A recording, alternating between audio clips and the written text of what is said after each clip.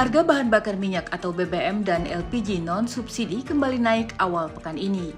LPG non-subsidi ukuran 12 kg saat ini dijual dengan harga di atas Rp200.000. Kebijakan ini dinilai memberatkan rakyat. Mungkin dari bisnis yang saya jalani itu cukup terdampak ya, dengan saya menjual properti yang itu di mana tenannya itu mostly adalah F&B dan entrepreneur. Mereka ini juga think twice untuk menjalankan bisnis karena harga bahan pokok pun terdampak juga. Pengaruhnya psikis ke masyarakat itu membebani. Karena apa? Yang lain sudah naik, ini naik. Otomatis nanti kalau misalnya bensin naik, yang lainnya serba naik. Gas naik, otomatis makanan yang dijual oleh para pedagang juga akan naik. Karena itu akan menambah kos kan. Masyarakat ini penghasilannya kan tetap, bahkan mungkin berkurang. Presiden Joko Widodo sudah meminta semua pihak untuk berhati-hati dalam mengelola kebijakan energi. Dampak perang Rusia dan Ukraina melambungkan harga minyak dan gas dunia. Ini kita masih kuat. Dan kita berdoa supaya APBN tetap masih kuat memberi subsidi. Kalau sudah tidak kuat, mau gimana lagi? Ya kan? Kalau BBM naik ada yang setuju? Pasti semua akan ngomong tidak setuju. Tapi ingat bahwa kita itu masih import separuh dari kebutuhan kita, 1,5 juta barel minyak dari luar. Masih import. Artinya apa? Kalau harga di luar naik, kita juga harus membayar lebih banyak. Hingga Juni 2022, harga minyak mentah Indonesia atau ICP sudah naik 37% dibandingkan awal 2022. Sementara harga LPG Aramco hingga Juni 2022 sudah naik 13% dibandingkan rata-rata tahun lalu. Kenaikan harga BBM dan LPG non-subsidi membuat perbedaan harga dengan BBM dan LPG subsidi sangat besar. Dikhawatirkan akan memicu perpindahan konsumsi ke BBM dan LPG subsidi. Potensi kenaikan inflasi juga harus diperhitungkan. Lalu, apakah dampaknya kebijakan ini di tengah ekonomi rakyat yang masih tertekan?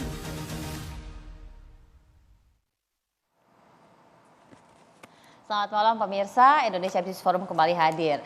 Beberapa waktu lalu kami sempat membahas mengenai rencana kenaikan BBM termasuk juga pemanfaatan aplikasi untuk bisa membeli BBM bersubsidi.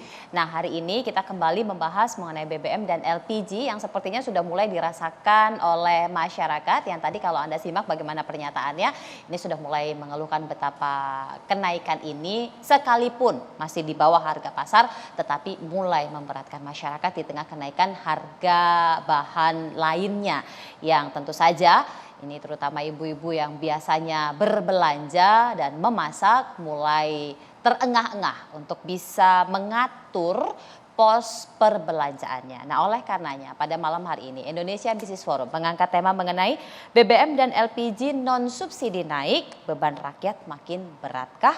Nah, untuk itulah saya sudah bersama dengan 3 orang narasumber di studio dan nanti akan ada 2 orang narasumber yang terhubung melalui video conference. Saya perkenalkan satu persatu yang ada di studio. Ada anggota Komite BPH Migas, Pak Saleh Abdurrahman. Pak Saleh, selamat malam. Boleh menggunakan mic-nya untuk bisa menyapa pemirsa. Pak Saleh. Selamat malam Brigita, selamat malam para nonton TV One di mana saja berada. Terima kasih. Terima kasih Pak Saleh sudah berkenan untuk bisa bergabung bersama kami karena ini peran Pak Saleh penting untuk Anda yang ingin mengetahui lebih jauh lagi bagaimana kemudian nanti pengelolaan mengenai konsumsi BBM khususnya yang subsidi dan non subsidi. Selanjutnya ada ekonom senior Bang Faisal Basri. Bang Faisal, apa kabar? Alhamdulillah baik. Harus selalu sehat ya Bang. Sehat. Akhirnya sekarang tetap ganti mobil yang lebih irit. Ya. Harus mensiasati sendiri ya Bang. Nanti kita coba tanya bagaimana kemudian catatan Bang Faisal terutama mengenai kenaikan harga LPG non subsidi. Nah, ada Pak Mukroni, Ketua Koordinator Warteg Nusantara. Pak Mukroni, selamat malam. Selamat malam Mbak. Pak Mukroni sehat? Alhamdulillah. Anggotanya masih sehat semua? Ya, walaupun masih pusing tapi sehat. Oh, alhamdulillah. Nanti kita coba tanya bagaimana kemudian dampak terhadap pengusaha warteg. Melalui video conference ada Pak Mulyanto, anggota Komisi 7 DPR RI. Pak Mulyanto, selamat malam. Ya, malam Mbak Manohara. Sehat ya Pak Mulyanto? Teman-teman narasumber. Sehat Pak Mulyanto? Alhamdulillah sehat Mbak. Alhamdulillah jika demikian. Dan nanti juga akan bergabung dengan kita pemirsa Pak Irto Ginting, Corporate Secretary Subholding Komersial and Trading PT Pertamina. Mudah-mudahan saja beliau nanti tidak mengalami kendala komunikasi untuk bisa bergabung bersama kita. Kita ke Pak Mukroni dulu. Pak Mukroni, jadi teman-temannya ini sudah mengalami kenaikan biaya produksi. Iya, sebelum LPG kan itu bahan-bahan baku kayak cabai, terus bawang dan telur pada waktu itu. Kayaknya semua ya Pak? Iya, dan ini sebenarnya ini harga ini sangat tidak diprediksikan. Biasanya setelah Lebaran itu melandai. Ini habis Lebaran Idul Fitri terus Haji ini kok malah naik. Ini yang membuat teman-teman kok bisa ada apa gitu kan. Itu yang menjadi pertanyaan Mbak. Kok bisa begitu. Tapi fenomena yang terjadi ini kalau mensiasatinya teman-teman pengusaha warteg ini apakah menaikkan harga atau mengurangi ukuran atau? Ya kita juga masih pemulihan Mbak. Artinya para konsumen pelanggan itu juga mohon maaf ya karena kemarin pandemi hampir 2 tahun cekak kantongnya gitu kan, sehingga kita kalau mau menaikkan takutnya kita ditinggal gitu Mbak, sehingga kita ya bagaimana kita istilahnya tepos seliro sehingga mungkin kita mengurangi ukuran yang misalnya tadinya tempe setebal buku bisa sekarang bisa setipis ATM misalnya itu hanya guyonan, tapi artinya memang ya kita kalau kita menaikkan harga dengan tinggi takutnya ya mereka kadang-kadang kita melihat teman-teman pelanggan itu Mbak, itu Bu, Pak saya punya hanya uang 10.000 gitu kan, maunya apa terserah Ibu ngasih gitu. Itu ini jadi pemikiran kami gitu kan, begitu ya artinya walaupun ekonominya sekarang sudah bergerak, tapi kita juga melihat pelanggan masih daya belinya masih belum pulih. Itu yang kita menjadi prihatin Mbak, sehingga kami ya terus terang tidak istilahnya mentolo gitu kan untuk menaikkan harga-harga yang ada di berapa persen sih Pak operasional biaya produksi yang kemudian naik akibat dari kenaikan komoditi dan juga kenaikan LPG ini? Ya teman-teman kemarin menghitung ya misalnya kayak cabai yang tadinya bulan kemarin dari Mei itu 50 sekarang sudah 100 ya, terus bawang dari 30 sekarang sudah 60, itu kan hampir 2 kali Pak? Iya 100% dan ya memang ada beberapa yang kayak beras itu inilah artinya stagnan ya enggak tuh. Ya hampir 72%. Nah, kalau kita naikkan misalnya yang biasanya satu piring 15.000 kita naikkan 25 kan lumayan juga gitu kan. Nah itu ya kita paling naikannya paling ya sekitar 20 ya enggak terlalu besar gitu.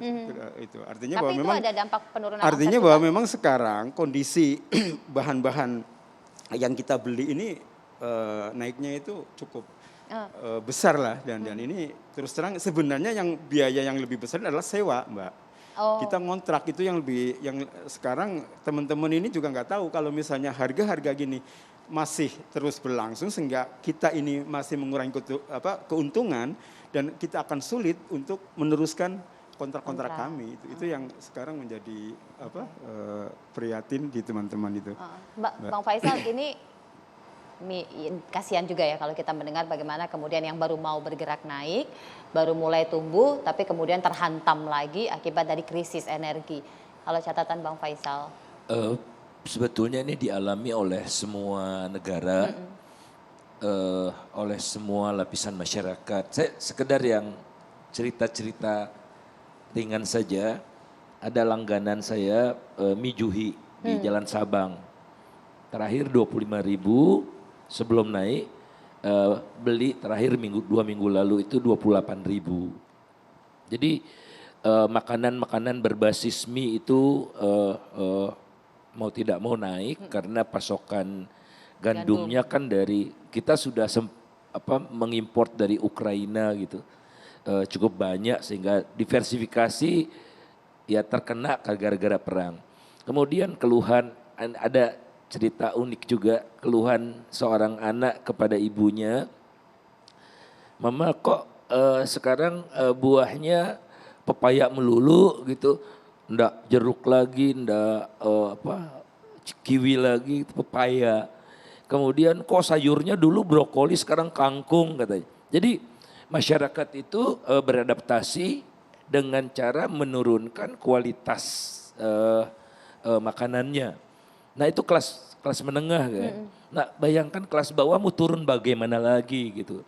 Oleh karena itu yang banyak dilakukan oleh pemerintahan di berbagai negara itu yang tidak bisa lagi menyesuaikan diri ya cash transfer.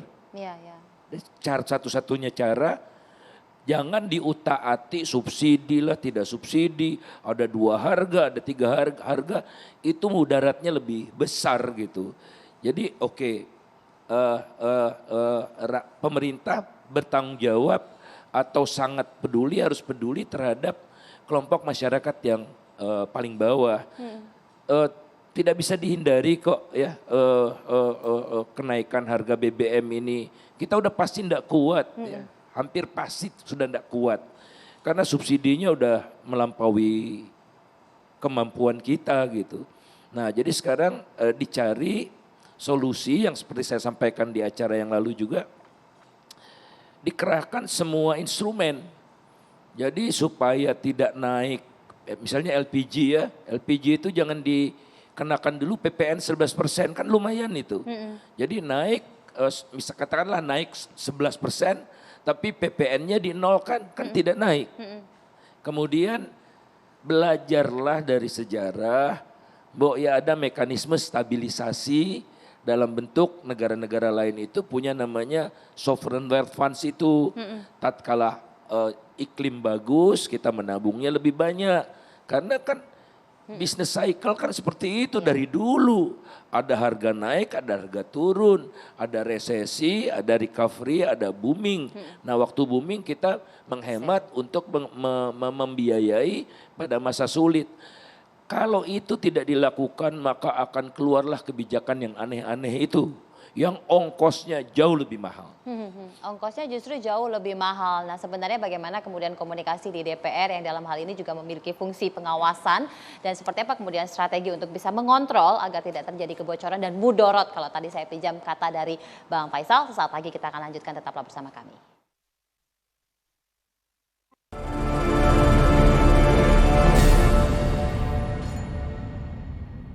Pak Irto, selamat bergabung, Korporat Sekretaris Subholding Commercial and Trading PT Pertamina. Apa kabar Pak Irto? Selamat malam Mbak, kabar baik. Ini sebelum ke Pak Irto kita ke Pak Mulyanto dulu deh. Pak Mulyanto ini secara tegas menolak berbagai kenaikan yang terjadi, sebelum nanti kita minta klarifikasi ke Pertamina. Silakan Pak Mulyanto, bagaimana kemudian diskusi dan dialog yang terjadi antara Komisi 7 dan juga Pertamina dalam hal ini? Ya, begini Mbak ya. Jadi menurut kami ini hadir di sini kan Bang Faisal sangat memahami ini. Ini dulu senior saya Bang Faisal kalau di UI itu di tamannya UI itu, tamannya FEUI itu ada taman tuh. Nah Bang Faisal sering nongkrong di situ. Beliau kan dari ekonomi, saya fisika UI. Ah itu sering ketemu itu. Beliau ini dari dulu memang aktivis gitu ya. Sampai sekarang konsisten kelihatannya. Gini Mbak, menurut saya ya. Kebijakan-kebijakan ini kan adalah pilihan pemerintah ya. Pak Bang Faisal sudah menyebutkan, ini terpengaruh seluruh negara. Masyarakatnya terpengaruh. Tinggal kita sebagai sebuah negara mengambil pilihan-pilihan dari berbagai semua pilihan yang terbaik. Yang resikonya paling rendah. Itu fungsi negara. Jadi kalau kita lihat responnya ini kan berbeda-beda negara. Ya. Negara-negara maju berbeda dengan negara seperti saya sebut ya Malaysia dan Brunei dalam menyikapinya. Kita mau pilih mana? Brunei dan Malaysia tetap menjaga harga subsidinya cukup rendah ya, lebih rendah dari Indonesia ya. Karena apa? Subsidi yang digelontorkan negara lebih banyak ya, sehingga nggak heran kalau harga di kita sekitar Pertamax di sana menjadi barang subsidi dan rupiahnya pun lebih rendah dijual. Ini pilihan negara. Nah kita ketika harga BBM ini dunia ini naik, kita harus mengambil kebijakan seperti apa. Nah kami cenderung ya kita harus menjaga jangan sampai mengganggu daya beli masyarakat. Karena masyarakat berturut-turut ya serentak harga barang pokok itu naik. Tadi disebut sama Pak Muhroni. Ini terutama minyak goreng ya, kemudian cabai dan sebagainya makin memberatkan mereka. Ketika harga BBM non subsidi ya, sekarang non subsidi, besok bisa jadi subsidi. Ini harus hati-hati. Secara politik kita harus rem, dari awalnya harus kita rem, jangan sampai kebablasan.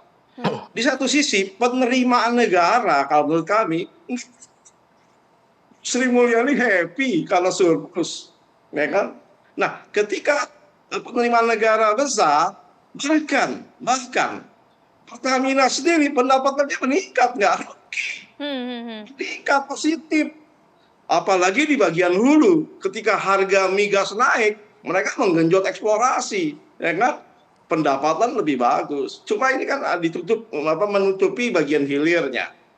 Nah, karenanya dengan uang yang ada, pemerintah harus menggunakan uang ini seefisien mungkin dalam menjalankan roda pemerintahannya, dipilih mana yang paling beresiko. Itulah pilihan-pilihan kebijakan sebagaimana yang disampaikan Pak Faisal. Jadi kita harus betul-betul melihat kondisi yang ada, lalu pemerintah menurunkan instrumen kebijakan ekonominya tepat sasaran, jangan mengganggu kebijakan yang lain.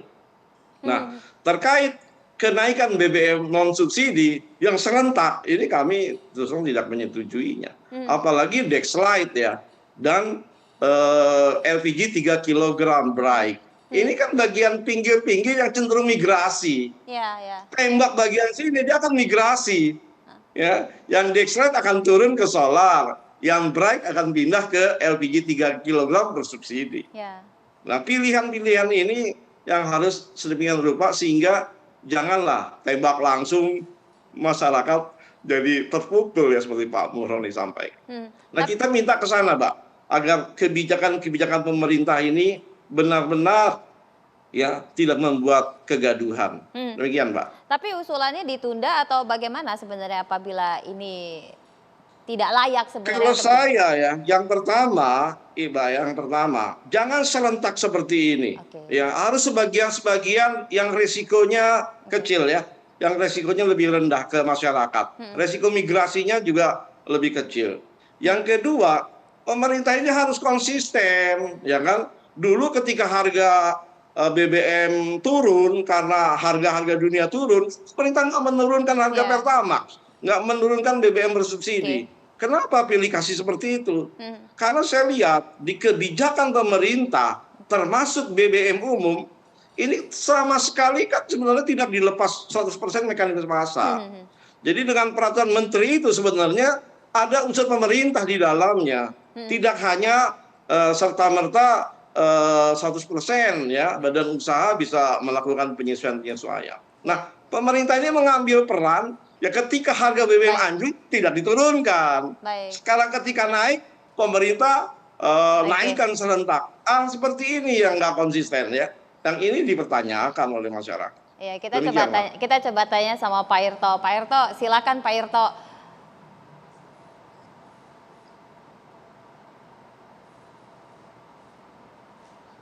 Pak Irto. Selamat malam. Ya. Silakan Pak Irto. Jadi tadi komentarnya kenapa kok naiknya harus bersamaan di saat kondisi masih belum pulih, dan kenapa juga kemudian ini kalau kita lihat pas naik kok naik tapi pas turun nggak ikut turun. Silakan Pak Irto. Iya, baik. Terima kasih Pak Mulyanto masukannya. Jadi seperti tadi kita juga sepakat bahwa kita coba untuk menjaga daya beli masyarakat ya. Kenapa kita pilih untuk BBM tertentu yang kita naikkan? Tujuannya itu kita menjaga daya beli masyarakat. Di saat ICP saat ini sudah mencapai 117,62 US dollar per barel gitu ya, atau itu sekitar 37% dibandingkan di awal tahun. Begitu juga untuk kontrak price Aramco yang sekarang ini angkanya di 725 US dollar per metric ton, atau kurang lebih 13% bila kita bandingkan rata-rata di tahun 2021. Nah, kenapa kita coba menaikkan non subsidi ini? Kita milih juga untuk BBM-nya tertentu. Jadi yang kita pilih adalah Pertamax Turbo, Dexlite, dan Pertamina Dex.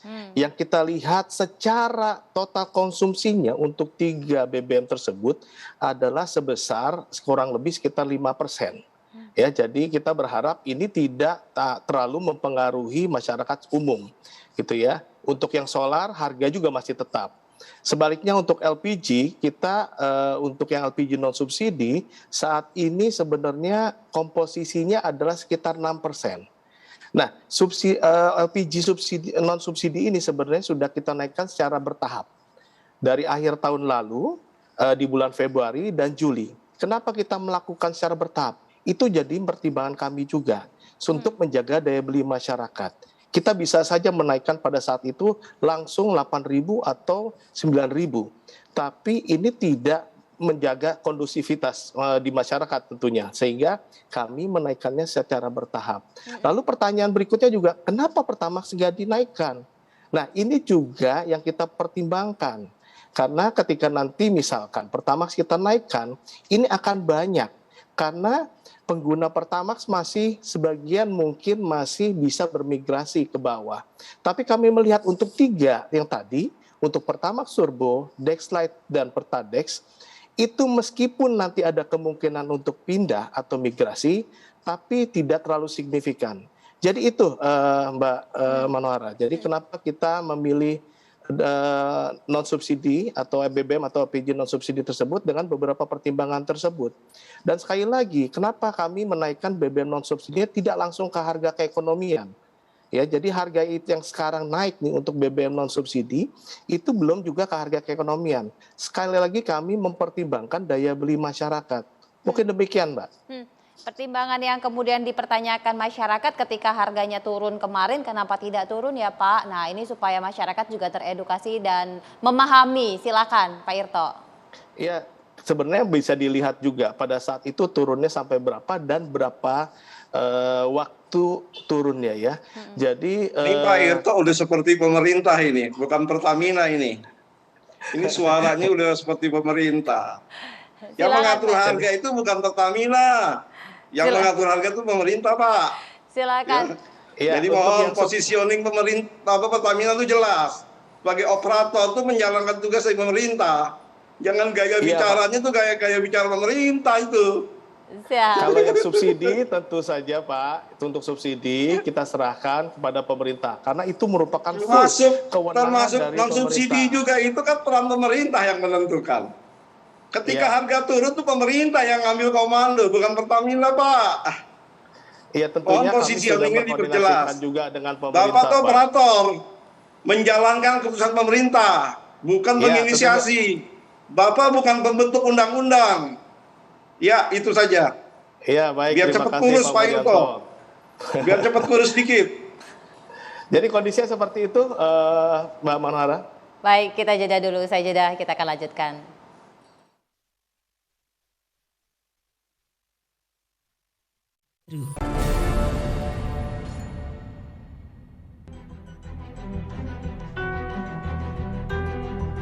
Ya, kalau pengeluaran kan pasti otomatis akan bertambah ya. Tapi saya sebagai ini juga saya sadar kalau minyak dunia kan naiknya memang cukup tinggi ya. Jadi memang menurut saya masih cukup wajar sih kalau pemerintah itu secara bertahap mesti menaikkan ini sih harga gas dan minyak ya. Kalau enggak nanti kasihan pemerintahnya juga ya, mesti subsidinya terlalu besar nanti ke rakyatnya. Jadi sementara kita kalau memang bisa mampu untuk membeli yang non subsidi, lebih bagus sih kita membantu pemerintah sih dengan membeli yang non subsidi. Belum sih, karena pemakaian untuk memasak juga nggak terlalu tinggi. Karena jumlah keluarga saya juga sedikit. Ya berharap sih jangan ada kenaikan lagi. Kalau dampak kenaikan harga gas itu mungkin baru berasa sebulan ke depan. Karena ini kan harga baru ya. Kemudian yang kedua, ya saya harapkan pemerintah kemudian kalau misalnya memang ada subsidi khusus, memang harus ketat pengawasannya. Kebijakan ini juga harus memperhatikan kepentingan masyarakat di tengah naiknya. Kita ke BPH, Pak Saleh. Itu tadi sudah disampaikan bagaimana kemudian ya ada pro dan kontra ya. Dan kemudian kebijakan kenaikan ini tentunya perlu dicermati lebih jauh lagi. Nah, BPH Migas selaku yang juga dalam hal ini berkewenangan di situ, silahkan. Terima kasih Mbak Manohar. Jadi memang kalau kami melihat kita bicara yang disubsidi, ya kan. Jadi tugas kami ini sebetulnya menjaga ya agar kuota solar dan pertalite yang betul-betul mencapai tujuannya atau konsumen yang berhak menerimanya. Jadi memang ini BBM ini sekarang menjadi perhatian kita semua karena menyangkut hajat hidup kita, ya kan. Tadi Pak Nurkhodir juga mengatakan betapa besar impact ya Pak ya dari LPG maupun BBM ini dalam rantai bisnis beliau. Kemudian yang kedua, kita juga menghadapi situasi ketika demand atau kebutuhan kita terhadap BBM khususnya solar pasti naik. Nah, naik ini kan kita di satu pihak kita senang. Ini kan berarti ekonomi betul-betul tumbuh ya kan. Irama growth ini harus kita jaga. Ya kan? Tapi di pihak lain memang kuotanya sudah ditentukan. Ditentukan 15,1 dan 23,05. Nah, ini yang kami harus jaga. Ya. Bagaimana cara kita menjaga agar alokasi kuota ini betul-betul tepat gitu kan, atau bisa tercapai hingga akhir tahun. Nah, inilah yang kita perlu tiris lagi nih, siapa konsumen-konsumen yang sebenarnya kita sudah tahu selama ini bahwa mereka tidak berhak, ya kan. Mobil-mobil mewah kita sudah tahu harusnya tidak berhak. Kita sering lihat misalnya Pak Faisal, orang mobil-mobil mewah ya mengisi. Nah, ini kan saat ini kita pertegas lewat regulasi. Jadi nggak bisa lagi lewat himbauan istilahnya begitu. Jika Perpres nanti ini revisi maka itu akan menjadi lebih clear. Pengaturannya tidak bisa lagi dengan himbauan. Meskipun saat ini kami terus menghimbau kita semua masyarakat kita untuk ayo, jadi yang memang mobil-mobil ini kan orang beli mobil ini pasti mampu dong beli BBM, ya kan. Tadi Pak Faisal juga bilang bahwa Pertamax pun ini sebetulnya kan masih semacam ya disubsidi ya Pak Faisal, karena bukan harga keekonomian yang asli. Namun itulah jalan yang diambil oleh pemerintah dan saya pikir ini bagian dari pertimbangan-pertimbangan yang sangat kompleks ya, sehingga sampai pada keputusan. Jadi yang penting buat kami sekarang ini di BPH ini bagaimana kami menjaga, ya kan, menjaga agar penerima atau konsumen ini betul-betul yang kedua, bagaimana penyimpangan atau penyalahgunaan itu semakin lama semakin berkurang bahkan tidak ada lagi. Ini yang day to day kami lakukan saat ini di BPH. Tapi kalau kita bicara tentang kebijakan regulasi yang dibuat ini, beberapa orang menyampaikan ini terlalu rumit dan ribet. Bahkan jangan-jangan operatornya masih belum siap untuk bisa mengimplementasinya, Pak. Ya memang kalau awal-awal sih mungkin terkesan demikian. Tetapi dulu kalau kita ingat kewajiban membayar tol dengan kartu misalnya itu kan, itu dalam waktu cepat juga akhirnya masyarakat kita, driver-driver kita tersosialisasikan ya. Peduli Lindungi juga demikian, ya kan. Dan sekarang pun saya pikir untuk sistem digitalisasi, sistem transaksi elektronik ini baik oleh Pertamina maupun badan usaha lain itu juga saya pikir sejauh yang kita lihat saat ini berjalan on track, ya. Pendaftaran My Pertamina misalnya berjalan dengan cepat, ya kan. Kemudian juga badan usaha lain juga melakukan hal yang sama. Jadi memperbaiki sistem mereka sehingga nanti ketika ini diterapkan pembatasannya berdasarkan revisi Perpres itu betul-betul sudah siap di lapangan. Apa ini juga upaya antisipasi migrasinya? Ya kalau ini kita lebih menjaga agar konsumen yang berhak itulah yang menerima. Jadi yang tidak itu saat ini ya harus segera menggunakan BBM yang non subsidi.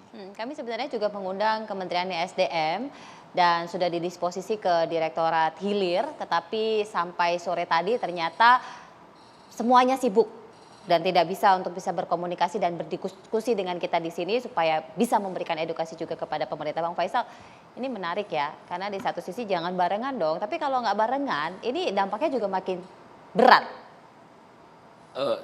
Setahu saya sebelumnya memang setiap bulan, jadi diawali dari listrik. Listrik sudah 1 Juli, kemudian Agustus mungkin berubah ya sekuensnya, tapi mungkin menurut saya sih apalagi kalau bukan BBM. BBM dulu, nah gasnya belakangan kalau menurut saya perkirakan ya, karena gas ini lebih cerewet nih gitu, rumah tangga kan, artinya lebih mirip-mirip minyak goreng gitu. Nah BBM-nya udah ada kok modelingnya, Jadi oke, misalnya Pertamax-nya dinaikkan jadi 15.000. Kalau Pertalite-nya tidak dinaikkan, hancur, kacau, orang pada tambah ke Pertalite lagi. Jadi ada selisih ya, yang tidak boleh lebih dari berapa, kalau tidak seperti di Malaysia itu yang pindah dari di sana RON 97 tidak disubsidi, RON 95-nya disubsidi, itu 60% pindah. Jadi kan berat juga, saya rasa akan dipertimbangkan juga ya oleh pemerintah Malaysia karena disparitasnya hampir 2 kali lipat. Nah kita juga kan disparitasnya kalau naik 15.000 kan jadi 2 kali lipat dari Pertalite itu. Nah kemudian tadi gas Pak Ito tadi sampaikan internasionalnya naik 13 ya. Oke, 13 bisa dibuat naiknya di dalam negeri cuma 2%. Karena yang 11 dinolkan yang PPN. Jadi kan banyak variasi, jadi jangan 100% dibebankan ke Pertamina gitu. Terlalu berat Pertamina cash flow-nya. Jadi Pertamina kan uangnya pinjam dari bank ya. Pinjam dari bank ada bunganya macam-macam gitu jadi merepotkan. Dan ingat loh Pertamina ini perusahaan yang kalau ada apa-apa dengan Pertamina BUMN lain bisa terpengaruh gitu kan. Efek apa namanya domino berantai itu yang harus diperhatikan. Jadi naik tapi yang kenaikannya paling rendah 2% gitu. Saya rasa ya insya Allah rakyat tidak bergejolak gitu kalau sekedar 2% agar tapi segala instrumennya digunakan dan ya pemerintah itu punya hati gitu ya. Kalau di tengah kesulitan ini kita melihat pemerintahnya tidak punya sense of crisis.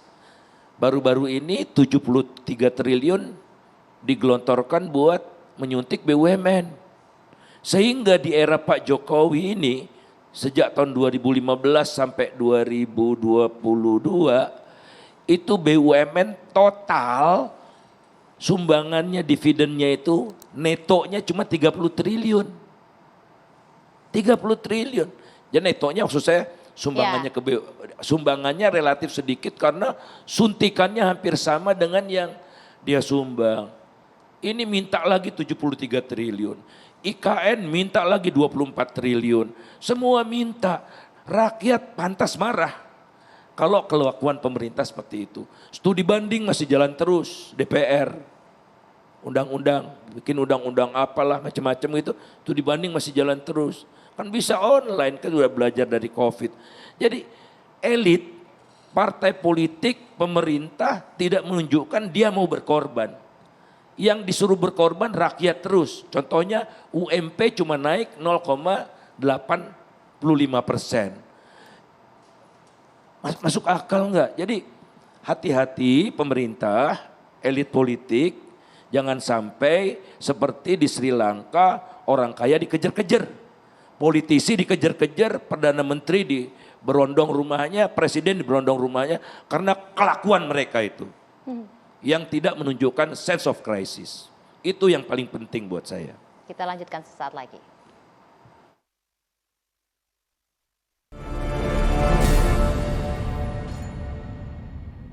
Ini kita kasih kesempatan dulu deh Warteg. Warteg tadi sudah dengar bagaimana kemudian penjelasannya. Silahkan Pak. Iya Pak. Iya. Iya. Kita sebenarnya kan banyak konsumsi di yang 3 kilo Mbak. Cuma ini kan takutnya ada migrasi ya dari yang tadinya pakai 12 kilo. Ini ada warteg-warteg modern juga sudah pakai yang 12 kilo. Tapi takutnya nanti mereka yang migrasi yang ke 12 kilo sehingga kita juga susah karena mungkin kelangkaan. Terus mungkin ada pengusaha nakal yang mengisi 12 kilo dari 3 kilo. Nah, ini kita yang takutkan Mbak, karena gas itu vital Mbak. Kalau cabai kita bisa beli gitu kan. Misalnya di Jakarta nggak ada, kita pulang ke Brebes lah, ngambil di kebun-kebun gitu kan. Nah, ini kalau gas kan nggak bisa kalau sudah langka. Ini juga sangat vital. Terus yang kedua memang kita masih prihatin, karena memang di warteg-warteg ini kan belum pulih Bahkan ini sekarang gendut rasa bahwa banyak yang sekarang, mohon maaf ya, orang-orang yang minta-minta itu daripada pelanggan itu juga kadang-kadang kita juga. Artinya bahwa sekarang ekonomi masih belum pulih lah, walaupun ada pergerakan. Oleh karena itu ya kita mengharap pemerintah untuk ya memperhatikan kami sebagai usaha kecil agar kita masih bisa untuk meneruskan sebagai usaha, untuk bergeliat lah gitu. Begitu Mbak yang Pak, kami harapkan. ini BPH kan pengawasan, tapi kalau dengan kondisi yang sekarang memang ya 4 kali lipat lah. Iya, jadi memang tidak mudah ya kan. Tadi Pak Mulkani juga sampaikan. Tetapi kita coba sekarang ini dekati dengan sistem kan. Kita bicara selama ini kan distribusi kita itu di harga ya Pak Faisal. Ya. Nah dengan sistem yang kita akan kembangkan ini bersama Badan Usaha ini kita menuju ke tertutup. LPG juga Pak. Jadi nanti betul-betul yang berhak itu yang bisa mengkonsumsi. Jadi tidak lagi orang-orang yang mestinya lagi beli ya. Ya kalau Manohara sih mestinya yang saya nggak pakai yang 25 kilo ya, mestinya udah LPG. Yang lemon. Jadi ini penting sekali masyarakat kita juga tahu bahwa satu-satunya cara kita untuk agar konsumsi LPG kuota LPG tercapai adalah melakukan pengetatan Pak kepada siapa-siapa yang berhak. Nah ini cara yang bisa kita tidak lain adalah dengan sistem digitalisasi.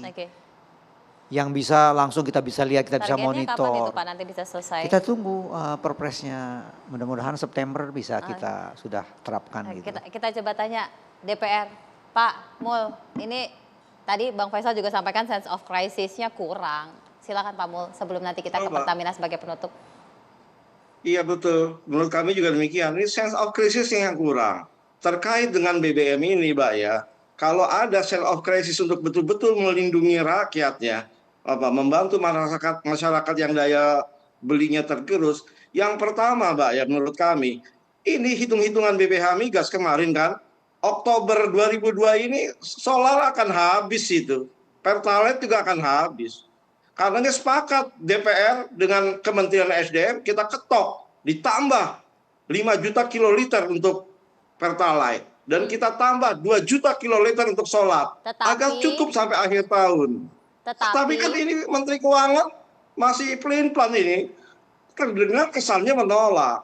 Yang kedua, yang Pak Saleh bilang, ini perlu agar lebih tepat sasaran. Tapi pemerintah sekali lagi lambat. Revisi PP-nya belum turun-turun, harus segera. Ini kalau argonya kita tunda, savingnya ya tinggal sedikit. September bisa jalan. Kalau mundur lagi Oktober udah habis. Nah ini yang kayak gini saya lihat nggak seimbang ini persoalan desakan di masyarakatnya dengan kebijakan yang diambil pemerintah. Tapi sudah didorong dari Komisi 7 Pak untuk segera. Atau jangan-jangan lupa? Dorong. Kita dorong pakai mobil derek bahkan tuh Pak. Baik, Pertamina silakan. Pak Irto. Ya baik, terima kasih Mbak Malahara. Jadi betul tadi apa yang disampaikan, memang sudah ada beberapa usulan tadi naikkan, tapi kembali lagi kami saat ini masih memegang dengan jumlah kuotanya tadi 23 juta untuk Pertalite dan tentunya untuk solarnya masih 15 juta. Tapi sekali lagi untuk yang subsidi baik solar maupun Pertalite maupun LPG 3 kilo yang hijau itu tidak ada perubahan harga. Dan untuk Pak Mulkroni tadi kami pastikan Pak untuk stok baik yang subsidi maupun non subsidi kami pastikan itu siap atau ada di masyarakat Pak ya, tidak ada kekurangan di tengah-tengah masyarakat. Untuk proses digitalisasi Mas, ini kan Pertamina operator tentunya kerja keras sekali terutama dengan aplikasi yang dibuat dan pendataan langsung di SPBU Mas. Ya. Kita berproses semua itu yang alhamdulillah per kemarin saja angkanya sudah di angka 90.000 kendaraan yang didaftarkan. Kita akan meluaskan wilayah dari yang 13 saat ini rencananya mencapai 50 kota kabupaten dan kita coba dekatin lagi beberapa Pemda, diusahakan bisa segera ini meluas ke seluruh Indonesia gitu ya untuk pendaftarannya. Karena digitalisasi tadi katanya memudahkan untuk tertutup. Bang Faisal terakhir dari Abang, pesannya apa Bang? Ya ini mungkin terkait dengan kuota, berapapun Pertamina siap menyediakan, tapi kalau melebihi kuota, pemerintah nggak bayar dana kompensasinya gimana? Karena Pertamina nggak jaga gitu, gimana tuh Pak? Mungkin publik juga perlu tahu itu kalau melebihi kuota dan pemerintah tidak sepakat, apakah Pertamina dibayar dana kompensasinya, bukan subsidi ini kan, dana kompensasi yang notabene subsidi juga gitu. Jadi apapun kebijakannya janganlah melumatkan, mematikan, melemahkan anak kandung sendiri gitu. Itu bukti bahwa kebijakannya sehat atau tidak terlihat bukan saya survive tapi korbannya banyak gitu. Jangan seperti itu. Jadi ini patut dilipat dan memang perlu lebih cermat untuk bisa mengambil kebijakan. Mudah-mudahan saja pemerintah lebih wise dan tidak kemudian menjadikan rakyat sebagai pengguna subsidi dan non-subsidi yang menengah ini tidak semakin terdesak dan terhimpit. Terima kasih sekali lagi Pak Saleh sudah berkenan hadir. Bang Faisal terima kasih sudah berkenan memberikan masukan. Pak Mukroni sudah bisa menjelaskan bagaimana kemudian pedagang warteg, pengusaha warteg ini sudah merasakan dampaknya. Dan tentunya Pak Ito terima kasih, Pak Mulyanto terima kasih, Bapak-Bapak mudah-mudahan kita tunggu saja bagaimana kebijakannya dan perpresnya segera dievaluasi, direvisi pasca tayangan ini. Saya Brigita Manuara pamit, selamat malam, sampai jumpa.